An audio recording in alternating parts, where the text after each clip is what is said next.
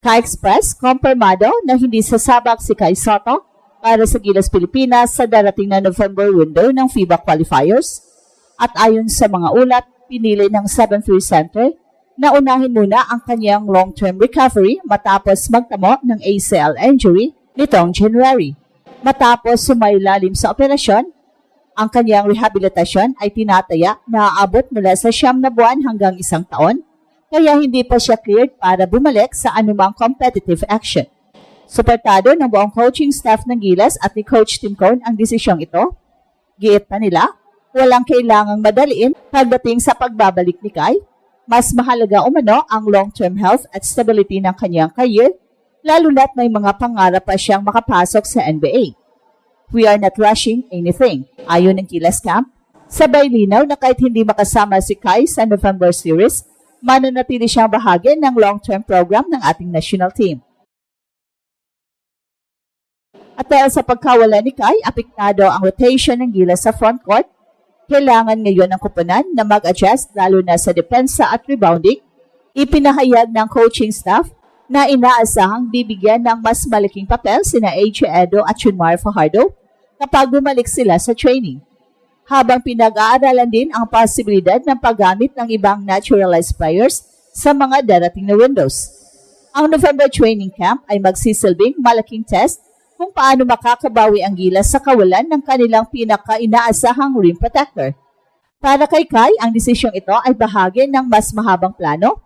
Ayon sa kanyang kampo, mas makabubuti ang kompletong pagaling kaysa magmadali at muling masaktan. Layunin nila na makabalik si Kai sa 100% form, hindi lang para sa Gilas kundi para sa kanyang patuloy na pag-abot sa NBA dream. Sa ganitong hakbang, pinapakita ni Kai ang maturity at disiplina ng isang atleta na handang magsakripisyo ngayon para sa mas matagal na karera sa hinaharap. Habang nagpapagaling si Kai, nananatiling buo ang suporta ng sambayanang Pilipino. Alam ng lahat na ang kanyang pagbabalik ay hindi lang basta comeback. Ito ay simbolo ng bagong yugto sa kanyang basketball journey, kung saan ang bawat hakbang ay patungo sa mas malawak na layunin para sa kanyang sarili at sa bayan. Nagulantang ang mga fans ng Gilas Pilipinas sa kumpirmasyong hindi makakalaro si Kai sa darating na November window ng FIBA qualifiers. Matapos ang ilang linggong pag-usap tungkol sa kanyang kondisyon, tuluyan ng inanunsyo ng kampo ni Kai na magfo-focus muna siya sa long-term recovery mula sa tinamong ACL injury nitong January. Ito ay parehong injury na nagtulak sa kanya na magpa-opera at sumailalim sa masusing rehabilitasyon. At ayon sa mga medical specialist na nakamonitor sa kanyang progress, aabutin ng 9 na buwan hanggang 1 taon ang kabuuang recovery process bago siya makakabalik sa competitive basketball. At dahil dito, minabuti ng 7-3 star at ng kanyang team na huwag nang pilitin ang pagbabalik ngayong November. Sa halip, tutukan muna nila ang physical therapy at gradual conditioning para matiyak na babalik siya sa 100% form. Hindi lang para sa Gilas, kundi para sa mas malawak niyang pangarap na makapasok sa NBA. Maging ang coaching staff ng Gilas na pinangunahan ni Coach Tim ay buo ang suporta sa desisyon. Sa pahayag ng camp, sinabi nilang mas pinipili nilang magiging maingat kaysa isugal ang kalusugan ng batang big man. No rush, sabi pa ni Coach Tim. Kai's health and long-term career always come first. So ibig sabihin, hindi nila gustong madaliin ang proseso, lalo't may posibilidad ng re-injury kung ipipilit ang laro sa maagang yugto ng pagaling. Ang pagkawala ni Kai ay malaking dagok para sa ating national team, lalo't kilala siya bilang defensive anchor at rim protector ng Gilas.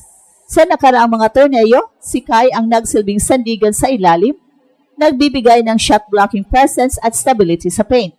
At sa kanyang absence, inaasang mag-adjust ang rotation ng Gilas na posibleng pumaling kina AJ Edo, Junmar Fajardo at QMB upang punan ang butas sa frontcourt. Sa ngayon, nakatutok si Kai sa kanyang recovery program. Ayon sa mga insider, regular siyang sinusuri ng medical team at dahan-dahan nang nakakabalik sa light training at shooting drills. Bagamat matagal pa bago siya makakabalik sa full contact play, positibo ang lahat na makikita muli natin siya sa loob ng court na mas malakas, mas matalino at mas handang harapin ang pinakamalaking laban ng kanyang karera. Malaki ang epekto ng pagkawala ni Kai sa Gilas, hindi lang sa sistema kundi pati sa kabuuang identity ng team. Sa mga nakaraang taon, si Kai ang naging simbolo ng modernong gilas, matangkad, skilled at may international experience. Kaya ngayong hindi siya makakalaro sa November window, kailangang mag-adjust ang coaching staff sa kanilang frontline setup.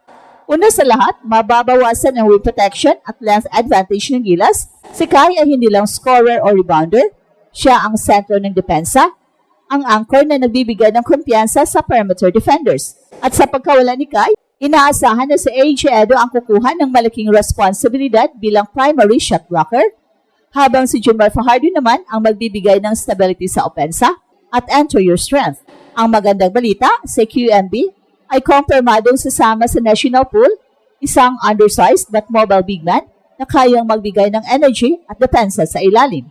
At para kay Coach Team, ito ay pagkakataon para subukan ang depth ng roster at flexibility ng sistema. Hindi ito magiging madali, pero ayon sa coaching staff, next man up ang mindset ngayon. Si Justin Brownlee naman, bagamat hindi pa 100% mula sa kanyang injury, ay nasang muling magdadala ng leadership at scoring sa gilas kung sakaling makalaro siya sa November window. Pero sa kabila ng mga adjustments, malinaw ang mensahe. Ang programa ng gilas ay hindi lang umiikot sa isang manlalaro. Ayon sa mga analyst, ito ay magandang pagkakataon upang subukan ang bagong kombinasyon ng mga bigs at wings, lalo na sa pagpapatakbo ng small ball sets na umaayon sa modern basketball. Makakatulong din ito upang mas mapaunlad ang chemistry ng team bago ang mas malalaking laban sa 2026 qualifiers. Sa panig naman ni Kai, patuloy siyang konektado sa team sa pamamagitan ng virtual meetings at scouting sessions. Nakikibahagi siya sa mga video reviews, nagbibigay ng input sa mga plays, at mananatiling committed sa programa kahit malayo. Ipinapakita nito ang maturity at leadership ng batang sentro na kahit wala sa court, ay gumagana pa rin siya bilang inspirasyon sa mga kasamahan. At habang papalapit ang November window, malinaw na magiging malaking tanong kung paano tatayo ang gilas nang wala ang kanilang 7-3 tower. Pero kung may isang bagay na napatunayan ang team na ito, ayon ay ang kanilang kakayahang lumaban kahit underdog. At sa pagkakataong ito, dala nila hindi lang ang pangarap ni Kai, kundi ang buong bayan na patuloy na naniniwala sa kanya. Ang desisyon ni Kai na magpahinga at unahin ang recovery ay hindi simpleng hakbang. Ito ay simbolo ng maturity, disiplina at pangmatagalang pananaw. Sa halip na pilitin ang sarili para sa maikling tagumpay, pinili niya mag-antay upang masiguro ang mas mahabang career at mas ligtas na pagbabalik sa professional basketball. At ito ang Express Info kung saan bawat kwento, ginulat ang mundo. Don't forget to like and subscribe.